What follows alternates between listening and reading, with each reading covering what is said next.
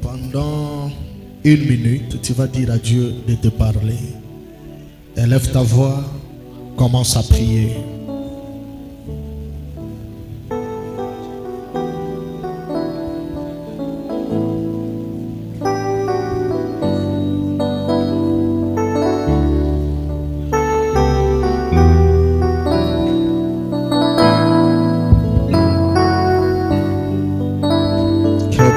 Kavado Seki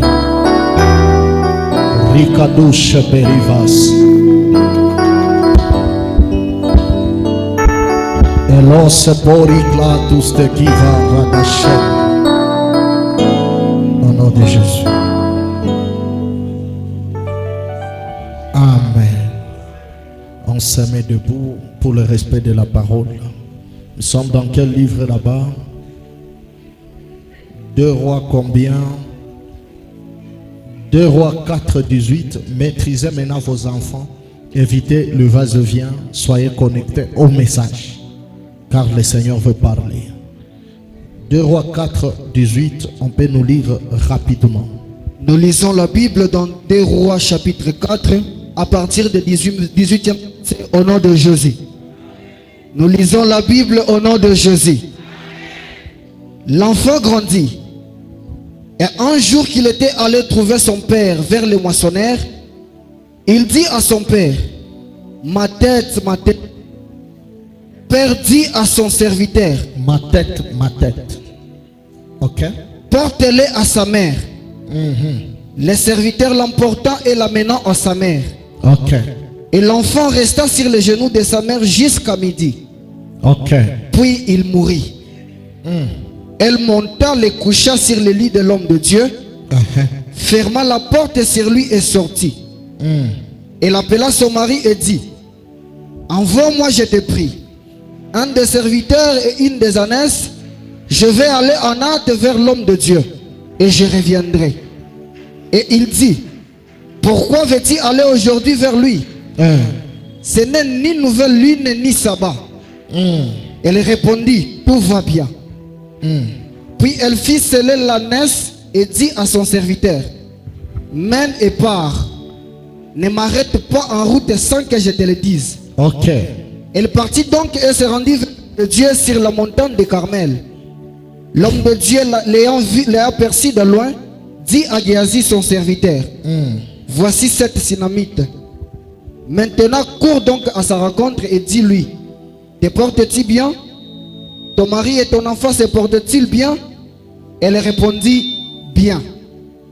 Et dès qu'elle fut arrivée auprès de l'homme de Dieu sur la montagne, elle embrassa ses pieds. Géasi s'approcha pour les repousser. Mais l'homme de Dieu dit, laisse-la, car son âme est l'amertume.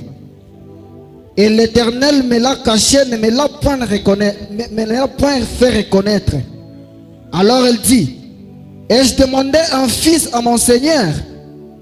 N'ai-je pas dit ne me trompe pas?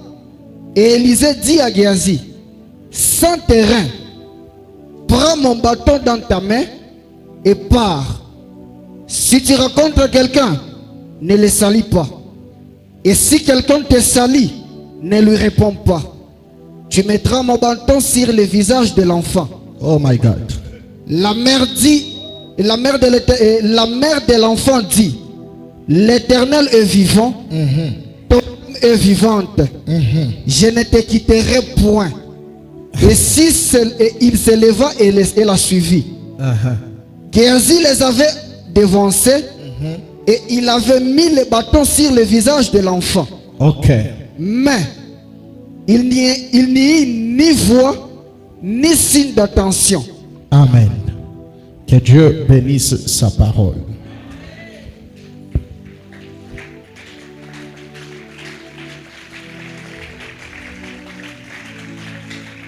Amen. Le thème que je vais enseigner ce matin demande beaucoup de sensibilité. C'est un thème puissant et au travers de ce thème, tu vas témoigner. Mais il y a des conditions. La première condition, quand j'enseigne, on ne passe pas, on ne dort pas, on ne fait pas de mouvements inutiles. La deuxième condition, ici chez nous, nous appuyons la parole. Amen. Quand l'orateur prêche, tout le monde est connecté, tout le monde appuie la parole. Et c'est ça la clé de la visitation. Parce qu'une parole que tu n'appuies pas n'aura pas d'effet sur ta vie ni d'impact. On accompagne toujours la parole par des amens et par des encouragements. Je dis que le Seigneur vous bénisse. Encore une fois, que le Seigneur vous bénisse. Le thème que je t'enseigne ce matin s'intitule comme suit. Il mourra entre les mains de sa mère. Il mourra entre les mains de sa mère. Nous sommes dans le livre des 2 rois. C'est une histoire impeccable. Nous observons un prophète appelé Élisée. Ça, c'est pas pour les petits enfants, ça demande beaucoup d'attention. Parce que si vous n'êtes pas connecté, je vais garder les cartouches pour moi-même. Nous voyons une femme de Shunem. On l'appelait la femme Sunamite. Les autres l'appellent la femme de distinction. Elle avait remarqué le mouvement d'un oint de Dieu. Un homme est mandaté par le ciel dans sa génération pour apporter des solutions à différents problèmes des gens. Parce que dans chaque génération, dans chaque territoire, dans chaque pays, dans chaque ville, il y a des hommes pareils. On les appelle des hommes esprits. On peut encore les appeler les Elohim. Et le roi de Babylone atteste ma thèse. Il dit, aucun homme ne peut connaître le songe et son explication à part des Elohim, à part des dieux qui ont assisté à des conseils divins. Un homme normal ne peut pas le faire. Je suis venu vous assurer que nous tous, nous sommes là, mais nous n'avons pas la même dimension devant Dieu. Vous savez, les choses de Dieu, c'est comme l'école. C'est comme un milieu scolaire. Tu peux être élève. Nous tous, on peut nous inscrire. Mais nous tous, nous ne sommes pas dans la même classe. Le salut, c'est comme l'uniforme ou la carte de l'élève. On te donne ça, tu es sauvé, tu as le Saint-Esprit. Mais il y aura ceux-là qui seront dans première. D'autres seront dans deuxième. D'autres seront dans troisième. D'autres seront dans cinquième, sixième secondaire. Et chacun parlera du salut selon la dimension de sa classe. Vous savez, quand on était à l'école primaire, deuxième, troisième primaire, on nous disait que 1 plus A. Nous, on répondait dans l'examen, on écrivait c'est impossible. N'est-ce pas? Et quand tu dis que c'est impossible, la maîtresse dit ok, tu as reçu, te donne 10 sur 10. Mais quand tu arrives en troisième secondaire, aujourd'hui si c'est 9e, je ne sais pas. Si on dit 1 plus A, tu écris c'est impossible, tu as 0. Vous tous, vous êtes dans le même établissement, mais chacun a son langage selon le niveau de sa classe. En troisième des humanités, si on dit A plus 1, tu dois écrire 1A. C'est ça la bonne réponse. Mais celui de deuxième, troisième primaire, il ne dira pas 1A, il dira que c'est impossible. C'est voilà le problème que nous avons dans le corps du Christ. Tu verras quelqu'un parler de ça. Celui qui est dans un niveau trop bas, il critique. Il pense qu'il est en train de corriger au moment où il ne corrige pas, mais il est en train d'étaler son ignorance. Celui qui est de deuxième, il parlera le langage selon le niveau de sa classe. C'est pourquoi une matière que tu n'as pas encore maîtrisée, il faut éviter de commenter, de parler. C'est mieux de rester calme et de prier le Seigneur. Jusqu'à ce que le Seigneur te donnera le niveau de comprendre. Parce que je peux enseigner. Ce que je vais enseigner, c'est tellement fort. Cette femme observait un mouvement bizarre. C'était le mouvement d'un oint de Dieu, un homme établi par le ciel. un homme spirituel, un prophète de son temps. Il montait et il descendait. Il montait et il descendait. Pendant que tout le monde le voyait comme une personne normale, la femme a compris que cet homme qui monte et qui descend, ce n'est pas une personne normale. C'est une personne spirituelle. La visitation divine commence lorsque tu comprends celui que Dieu a envoyé dans ta vie, dans sa dimension de sa divinité. Tout le monde le voyait comme un homme normal. Il monte, il descend. C'est la même chose avec Jésus. Les uns l'appelaient charpentier. Les autres l'appelaient Jésus. Les autres l'appelaient fils de Joseph. Mais quand Bartimée le regarde, il a une révélation particulière par rapport à celui qui était en train de passer. Lui, il dit, fils de David, aie pitié de moi. Et il accompagne le nom par le pardon. Jésus était obligé de s'arrêter. Donc, Dieu ne s'arrête pas parce que tu l'as appelé. Dieu s'arrête lorsque tu l'appelles selon la révélation. Est-ce que je peux enseigner l'église? Est-ce que je peux parler? La femme est allée voir son mari pour lui dire, chérie, cet homme qui passe, je comprends que c'est un homme bizarre. Il passe à tout moment et je sens dans mon esprit que c'est un oint de Dieu. Vous savez, un homme de Dieu, il ne peut jamais se présenter qu'il est homme de Dieu. Le Saint-Esprit le témoigne. Il n'a pas besoin de dire que je suis un homme de Dieu. Non, non, non, non. Celui qui a le Saint-Esprit, quand il voit un homme de Dieu, même s'il ne se présente pas, on saura qu'il est un homme de Dieu. Si vous voyez un homme de Dieu vouloir rappeler qu'il est homme de Dieu, c'est qu'il n'est plus homme de Dieu. Un papa dans la maison ne peut pas rappeler à ses enfants qu'il est papa. S'il rappelle, c'est qu'il a perdu son autorité. Même s'il ne dit pas qu'il est papa, les enfants savent que c'est lui papa. Donc, un homme de Dieu, même s'il ne donne pas l'apparence d'un homme de Dieu, le Saint-Esprit va le témoigner dans le cœur de ceux-là qui ont le Saint-Esprit. Parce que les choses de Dieu, ce sont des choses de profondeur. La profondeur appelle la profondeur. Écoutez, Élisabeth n'a pas croisé seulement une seule femme enceinte. Elle a croisé beaucoup de femmes enceintes. Mais le jour qu'elle a croisé Marie qui était enceinte comme elle, elle a compris que la grossesse que Marie porte, l'enfant qui est là, il est de la même nature de l'enfant que j'ai dans mon sein. Il a fallu que son enfant tressaillisse. Pourquoi? Parce que la profondeur appelle la profondeur. Rappelez-vous ce jour-là que Jean était en train de baptiser. Le ciel s'est ouvert et la colombe est descendue. La colombe n'était pas descendue sur la tête de tout le monde, non. Mais la colombe avait seulement choisi la tête de Jésus. Vous savez pourquoi? Parce que Jésus c'était un animal. Jésus c'était l'agneau de Dieu qui ôtait les péchés du monde. Et dans le monde des animaux, l'animal le plus doux, c'est l'agneau. De même dans le monde des oiseaux, l'oiseau le plus doux, c'est la colombe. Donc ce jour-là, il a fallu que la douceur cherche la douceur. La colombe ne pouvait pas descendre sur d'autres personnes parce que Jean les avait déjà identifiés comme les races de vipères. Il dit, et vous race de vipères, qui vous a appris à fuir la colère à venir? Donc quand la colombe descendait, s'il voulait descendre chez l'autre, la nature de l'autre chassait la colombe au lieu de la tirer. Celui qui est de Dieu, il ira là où il y a Dieu. Et celui qui n'est pas de Dieu, n'ira pas là où il y a Dieu. Est-ce que j'enseigne mal? Est-ce que je peux enseigner? Est-ce que je peux parler à l'église? Le problème n'est pas la forme, mais le problème c'est le fond.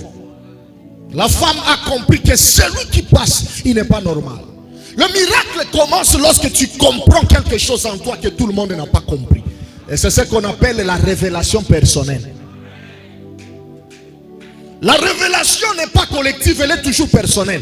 Quand tu commences à comprendre quelque chose que les autres ne comprennent pas, quand tout le monde crie, toi tu te dis en toi, si j'arrive seulement à toucher les pans de sa robe, c'est ça la révélation. Pas si nous touchons, mais si moi j'arrive. Est-ce que vous comprenez? Est-ce que je peux enseigner?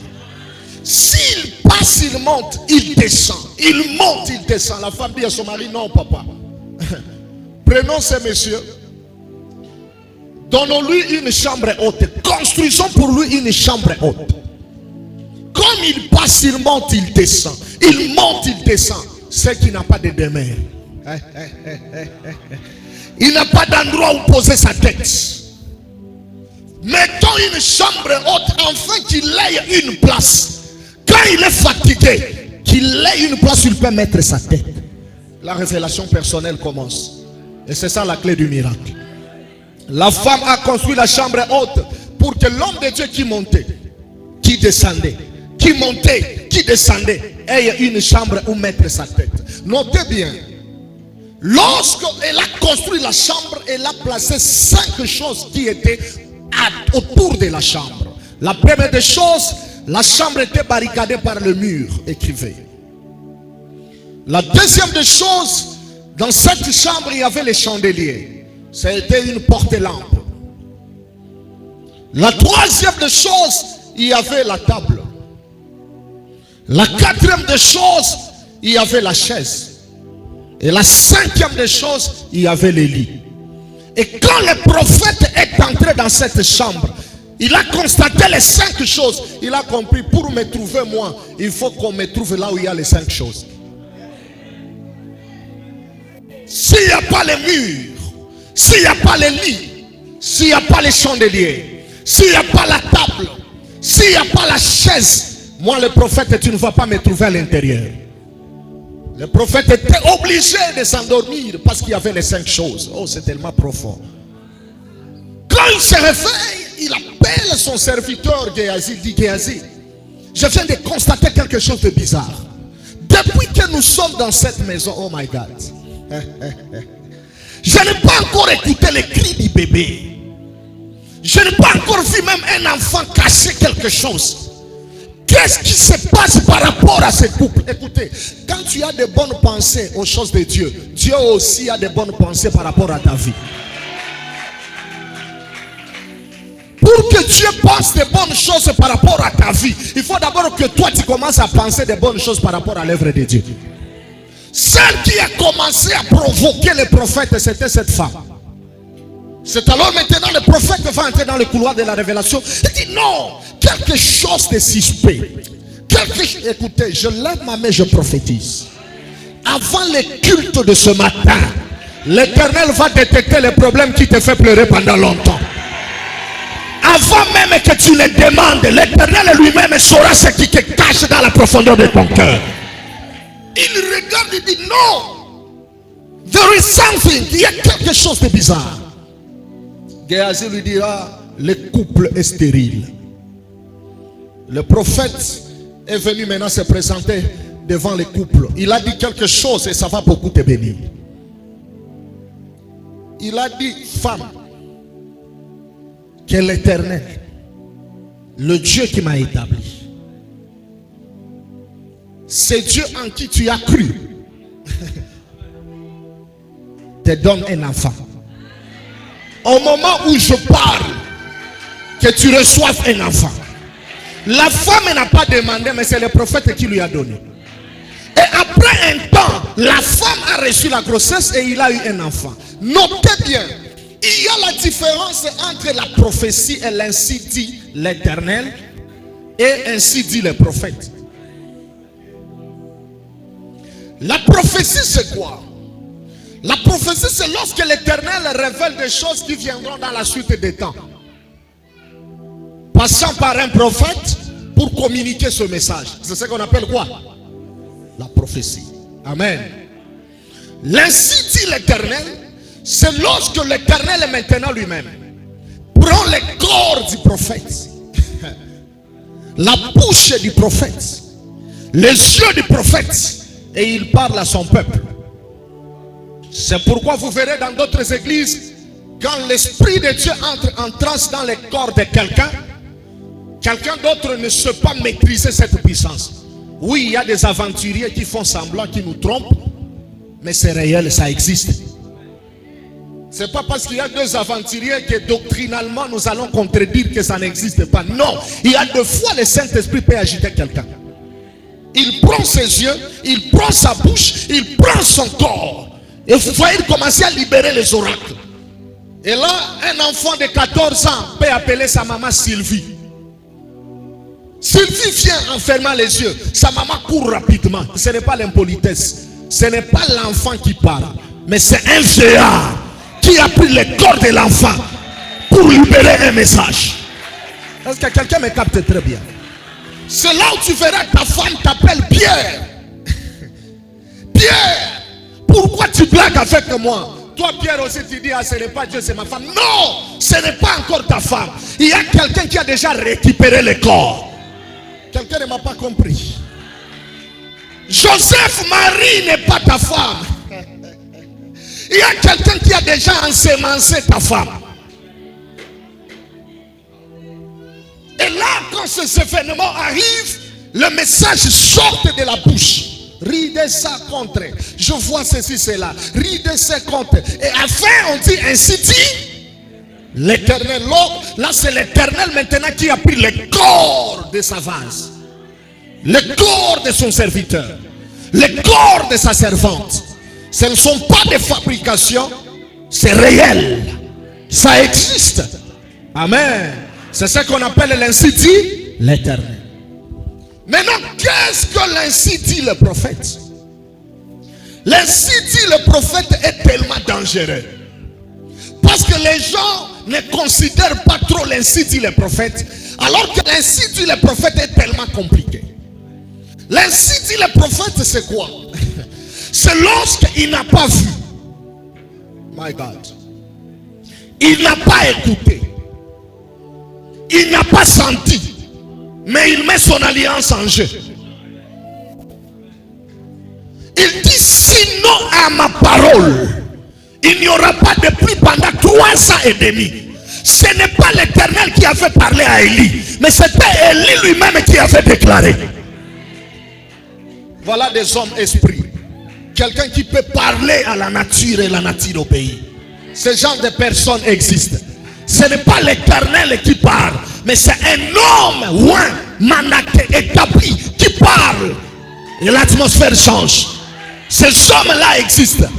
Un homme capable de se tenir à Gabaon. L'Éternel n'a pas parlé. Il n'a pas vu une vision. Il n'a pas reçu un message. Mais il dit soleil, arrête-toi sur Gabaon. Lune, arrête-toi. Et le soleil est obligé de s'arrêter. Ça, ce n'est pas la prophétie. Ce n'est pas l'ainsi dit l'Éternel. Ce n'est pas la voyance. Mais c'est sinon à ma parole. C'est ainsi dit le prophète. Qu'on ne te trompe pas, sur cette terre il y a des bouches autorisées. Quand il parle, même Dieu, il est derrière la parole. Mais la Bible dit qu'il est derrière la parole de ses serviteurs, les prophètes, pour l'accomplir. C'est pourquoi ce matin je me lève comme un homme de la même nature. La nature d'Élie, la nature d'Esaïe, la nature de Pierre.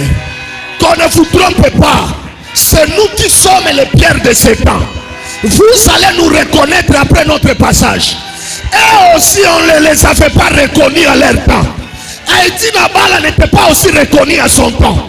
Il est reconnu c'est après la mort. Je parle comme pierre de ces temps. Sinon à ma parole, tu reçois ta délivrance. Sinon à ma parole, même si tu me regardes sur internet, même si tu es aux États-Unis, même si tu es en France, même si tu es à Kinshasa, même si tu es en Côte d'Ivoire, il y a un homme qui peut parler à la nature et la nature au pays. Un homme comme Jérémie, il peut parler à la terre et la terre écoute la parole de Dieu. Je parle à ton problème, je parle à ta maladie, je parle à tes complications, je parle à ta stérilité, je parle à la pauvreté de ta famille. Au nom de Jésus qui m'a établi, tu reçois la solution à partir de maintenant. Reçois au nom de... Amen. Est-ce que je peux parler à quelqu'un? Ce genre de personne, s'il te bénisse, tu es béni. Est-ce que je peux enseigner? Moi je sens que le ciel est ouvert. Le miracle déjà commence dans la salle. Tu ne rentreras pas de la même manière que tu es venu. La femme constatait le mouvement du prophète. Le prophète qui montait et qui faisait quoi? Qui descendait. La femme a compris que s'il monte, s'il descend, je n'aurai pas ce que je cherche. Écrivez dans vos agendas, c'est tellement fort. Dans le monde spirituel, il y a un secret. Ce n'est pas le prophète qui est parti vers la femme. Amen. Mais c'est la femme qui est partie vers le prophète. Maîtrisez la maman. Le Seigneur parle. Amen. Est-ce que vous comprenez ça? Ce n'est pas le prophète qui est parti vers la femme, mais c'est la femme qui est partie vers le prophète. Voilà le premier principe que vous devez comprendre.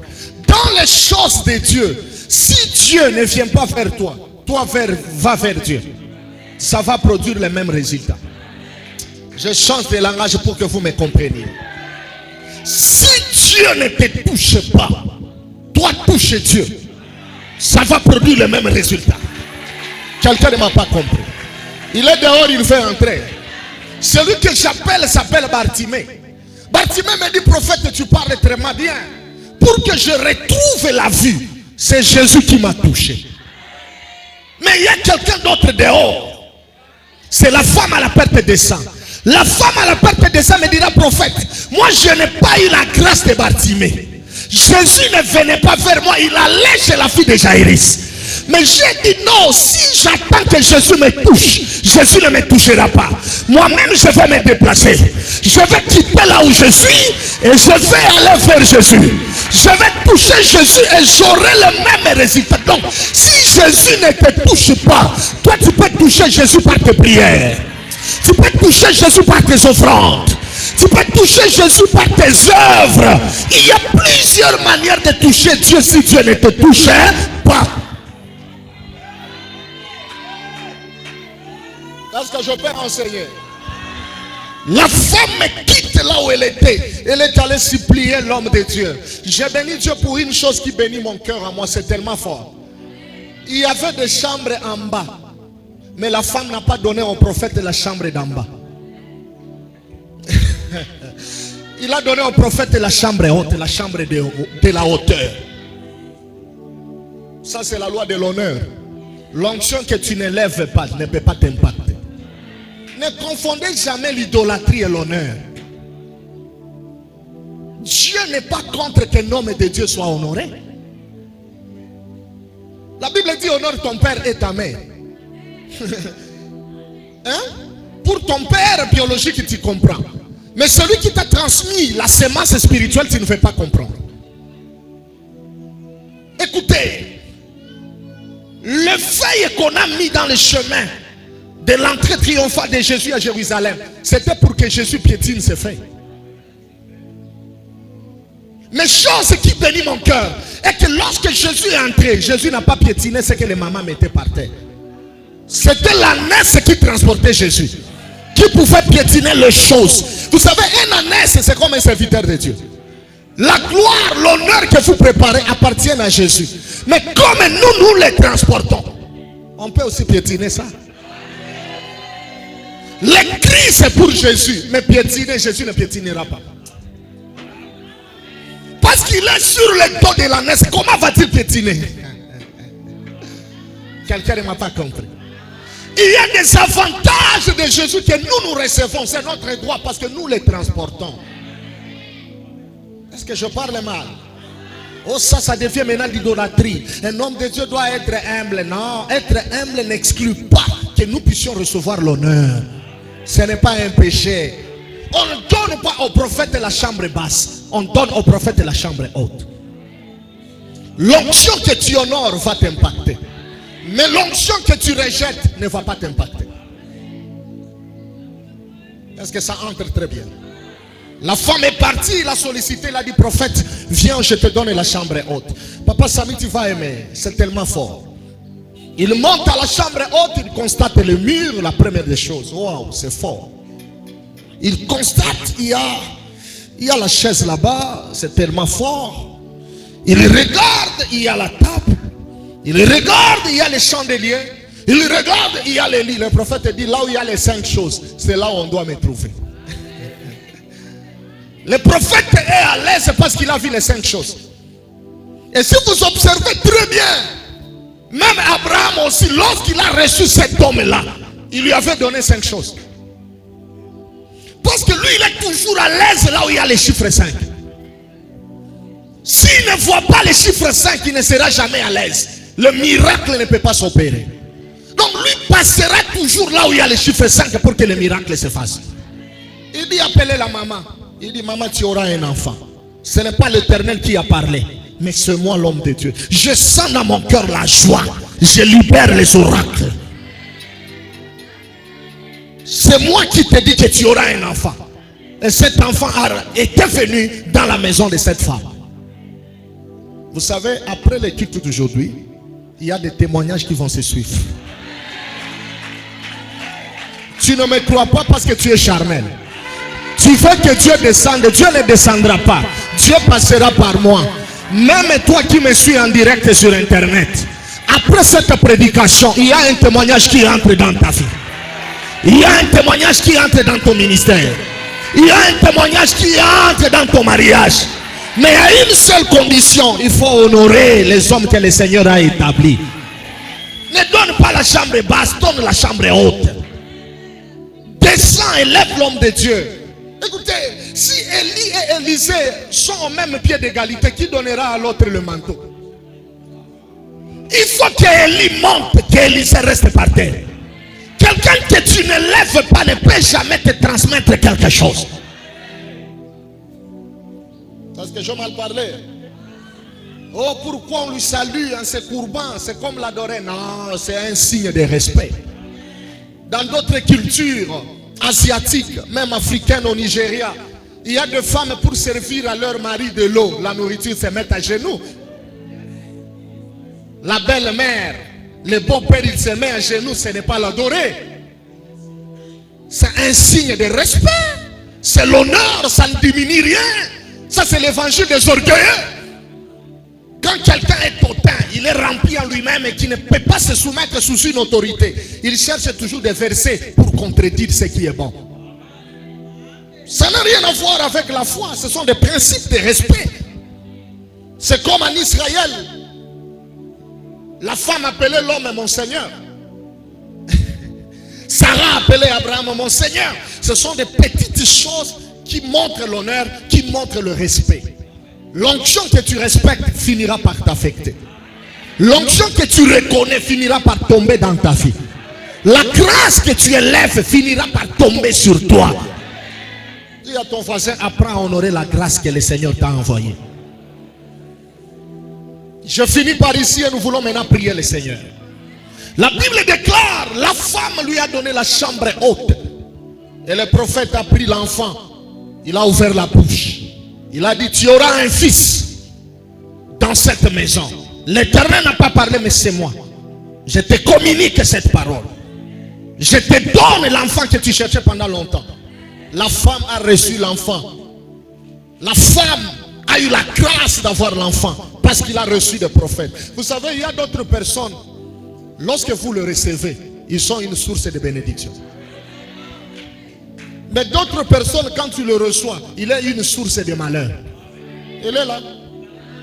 Est-ce que vous savez que si tu reçois Jonas dans le bateau de ta vie, la tempête va s'élever?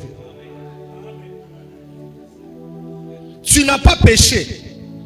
Tu n'as pas volé pour quelqu'un. Tu n'as pas fait quelque chose de mal. Mais Jonas est entré seulement dans le bateau de ta vie. La tempête s'élève. Parce que tu as reçu Jonas. Il y a d'autres personnes dans la vie. S'ils entrent dans ta vie, les problèmes commencent. Les difficultés commencent. Et ce qui m'étonne, le jour que Jonas était dans la barque, quand la tempête s'est levée, pour calmer la tempête, ils ont commencé même à jeter des marchandises. Il y a d'autres personnes, quand ils entrent dans ta vie, tu commences même à perdre ce que tu avais. Tu commences à perdre de bonnes relations. Tu commences à perdre les opportunités. Mais il y a d'autres personnes qui sont à la race de Jésus. Si lui, il est dans la barque de ta vie, s'il est dans le bateau de ta vie, même si la tempête s'est levée, si lui, il se réveille, il aura la capacité de calmer la tempête. Ce sont des hommes solutions. Lorsqu'ils viennent dans ta vie, le malheur s'arrête et le bonheur commence. Je lève ma main, je prophétise. Après le culte de ce matin, l'Éternel va sélectionner des porte-bonheur. N'importe qui ne s'approchera pas de toi. L'Éternel t'enverra des personnes qui ajouteront quelque chose dans le parcours de ta destinée. Reçois cette grâce au nom de Jésus. Si tu reçois Jonathan dans ta vie, il va te connecter à la royauté. Quelqu'un ne m'a pas compris. Il te dira, mon ami, viens, je vais te montrer quelque chose qui se passe. Il a reçu un homme loin et le bonheur qui manquait était obligé d'entrer. Qu'est-ce qui te manque dans ta vie? Qu'est-ce qui te manque dans ton mariage? Qu'est-ce qui te manque dans ton travail? Qu'est-ce qui te manque dans tes entreprises? Dieu est tranquille au ciel. Même si tu criais, Dieu est tranquille. Mais Dieu a déjà mandaté des gens. Si lui il parle, Dieu est derrière pour exécuter. Si lui il parle, le ciel s'ouvre, le feu descend. Si lui il parle, l'eau peut s'ouvrir et un boulevard se fraye. Moïse ne connaissait pas le mandat qu'il avait. Israël a soif, Moïse commence à crier. Je dis, Moïse, toi tu n'es pas de la race de ceux-là qui crient. Pourquoi tu cries? Parle au rocher. Il y a de ces hommes-là, lorsqu'ils parlent, même le rocher peut libérer l'eau. Ces hommes-là existent jusqu'aujourd'hui. Et tu ne t'es pas trompé d'adresse. C'est l'Éternel qui a permis que tu nous suives en direct. C'est l'Éternel qui a permis que tu sois là présent. Quelle que soit ta maladie, aujourd'hui nous allons parler. Quel que soit ton problème, aujourd'hui nous allons parler. Quels que soient les combats, aujourd'hui nous allons parler. Quelles que soient les difficultés, aujourd'hui nous allons parler. Nous sommes des porte-bonheur. C'est pourquoi moi je n'aime pas un homme de Dieu qui maudit facilement. Un homme de Dieu ne doit pas maudire facilement. Bien qu'en lui il y a aussi la malédiction, mais il n'est pas appelé à maudire. Il est appelé à bénir. Il est appelé à élever. Il est appelé à restaurer. Il est appelé à édifier. Il est appelé à changer de vie. Est-ce que je peux balancer la nuit? Est-ce que je peux expliquer les oracles? Il dit, tu auras un fils. Et la femme est tombée enceinte. Parce qu'un homme de Dieu a fait quoi? A parlé. Vous savez, un homme de foi, il connaît la puissance qui est cachée dans la bouche d'un roi de Dieu. Ce soldat a compris que Jésus n'a pas besoin d'entrer dans ma maison. Mais il a dit à Jésus, dis juste un seul mot et ma vie va changer. C'est pourquoi celui qui n'a pas la foi, il veut seulement qu'on le touche. Celui qui n'a pas la foi, il a toujours besoin de cérémonies. Je suis allé voir le prophète, il m'a dit seulement sois béni. Seulement. Je suis allé voir le prophète, il m'a dit ton problème c'est déjà fini. J'étais déçu. Je pensais qu'on va s'asseoir. On va parler. Et puis il va trembler. Ride compte ici. La sueur va couler. Et puis tu vas dire, un roi authentique n'a pas besoin de beaucoup de cérémonies. Il n'a pas besoin de beaucoup de tralala. Il suffit juste d'avoir la foi dans ce qu'il va déclarer. S'il te dit tu es béni, sache que tu es béni. S'il te dit que tu es élevé, sache que tu es élevé. Le problème c'est la foi. C'est ça le grand problème que nous avons. Quelqu'un vient avec un problème à la jambe, tu dis, reçois la guérison au nom de Jésus. Au lieu de sauter, d'acclamer le Seigneur, tu le vois comment il est frustré. Oh, papa entré dans sa jeep, il a dit seulement, il a beaucoup de fièvre. Hein? Au lieu de descendre, au lieu de m'imposer la main. Non, ma parole. Sinon à ma parole est une puissance. Dieu m'a prêté sa langue. Dieu m'a donné l'autorité. Il m'a donné le pouvoir. Il dit allez guérissez le malade. Il est dehors, il fait entrer. C'est le général Naaman qui dit papa tu parles bien. Aujourd'hui tu m'as exposé. Moi aussi j'avais le même problème. Quand j'avais la lèpre, je pensais que si je pars voir le prophète Élisée va prier pour moi. Mais ce jour-là j'étais étonné. Le prophète Élisée était resté dans la chambre. Mais il a libéré la parole. Il a dit va te jeter 7 fois dans le Jourdain. Et j'ai dit à mes serviteurs que j'ai pensé qu'il sortira. Oh. Il viendra vers moi. Il m'imposera la main. Il agitera sur ma peau et je serai guéri. Mais il me dit de me jeter dans les eaux sales du Jourdain. N'y a-t-il pas des eaux propres chez nous, plus que les eaux du Jourdain? On n'impose pas à Dieu la méthode qu'il prendra pour te visiter. Dieu lui-même sait quelle méthode il passera. Même les regards d'un prophète, c'est prophétique. Même l'attitude d'un prophète. Écoutez, ce que je vais dire, ça va te bouleverser.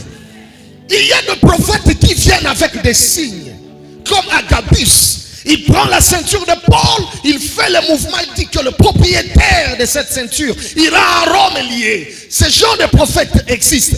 Mais il y a d'autres prophètes. Ils n'ont pas besoin de venir avec des signes, mais eux-mêmes, ce sont des signes. Quelqu'un ne m'a pas compris. Quelqu'un peut te dire, comme j'ai mis mes pieds dans ta maison, la promotion entre. Comme j'ai mis mes pieds dans ta maison, l'élévation commence. Comme j'ai mis mes pieds, que la valeur de l'homme et de Dieu rentre dans le cœur des croyants. Tu ne peux pas aimer le Dieu que tu ne vois pas, mais incapable d'aimer celui qui est à côté de toi. Tu ne peux pas honorer le Dieu que tu n'as jamais vu, mais incapable d'honorer